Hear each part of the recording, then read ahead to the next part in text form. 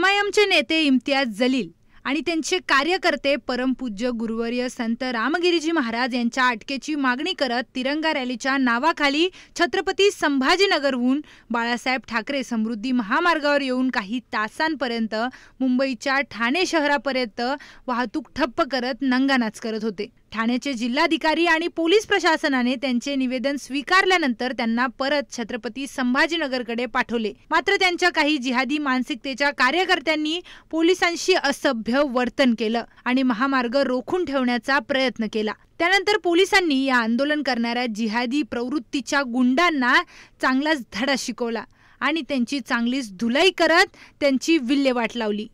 Bureau report, Sudarshan Marathi.